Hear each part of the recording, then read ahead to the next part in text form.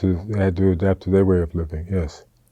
When you were there, did you consider transitioning to that lifestyle, like for the rest of your life? Being a pastoralist? No, I didn't. I loved the area that I lived in. It was in the western escarpment of the Rift Valley, about 8,000 feet above sea level. And so it never got above 80. It never went below 50, maybe 45. 45 would have been very, very cold. So I liked the climate, and I liked the lifestyle as a teacher, and I liked the people that I interacted with.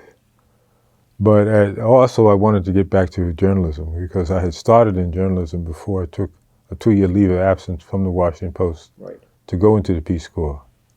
That was my effort of trying to duck the war in Vietnam. But being in the Peace Corps was no guarantee that you would not be drafted into the Army. And, I was draftable. I was 24, and because Congress hadn't declared war. If Congress declares war, then you're draftable up to the age of 35. If Congress doesn't declare war, you're draftable up to the age of 26. At least that was the law in 1968. So my draft board, in fact, when I was in language training in upstate New York, Roscoe, New York, doing 6 weeks of immersion in Swahili, my wife and I. My father called me and said the draft board was looking for me. They thought I was still in Washington.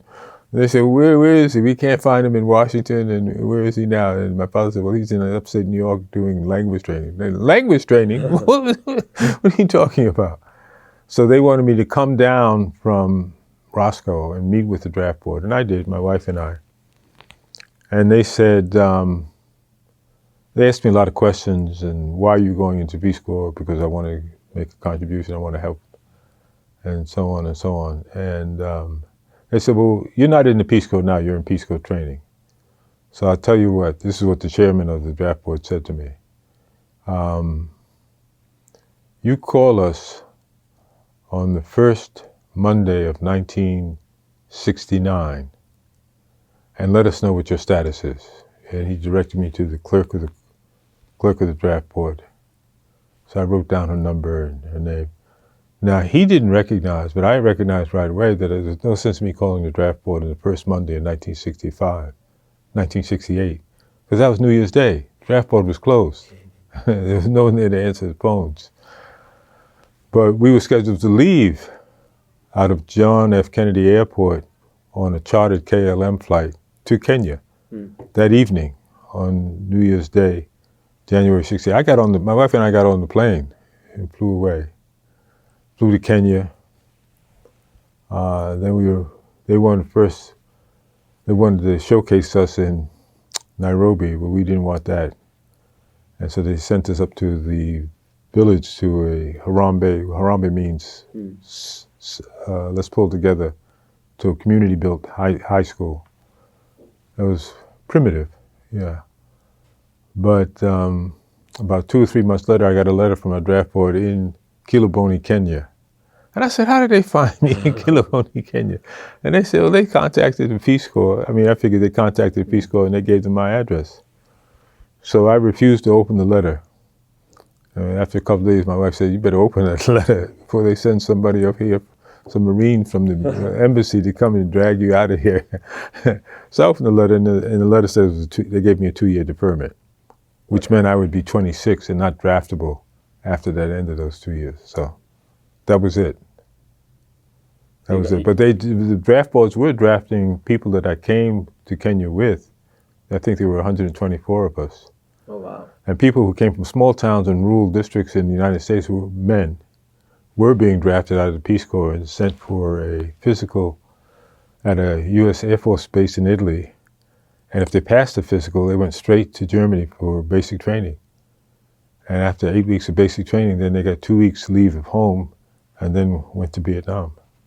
Do they mention why, like how they choose someone over the other? Well, it was a quota. By this time, when I was 15, we moved out of Harlem to the North Bronx. So when I turned 18, when you registered with the draft board, I was living in the North Bronx. And there were a lot of people to choose from. a lot of high school dropouts to choose from. Not so much college kids. While I was in college, I had a 2-year deferment. After I graduated, the, the, the deferment was over.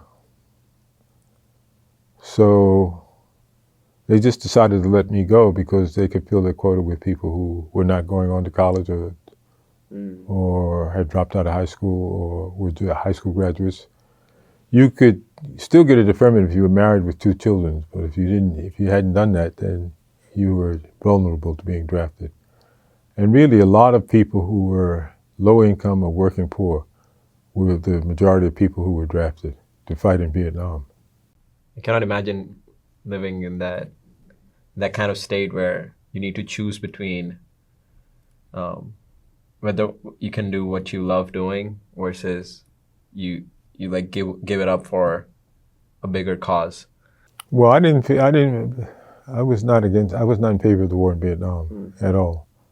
I just thought it was part of American anti-communism and sort of a knee-jerk reaction to what was happening in Vietnam. So first the Vietnamese tried to put out the French, and then they had to put out the Americans.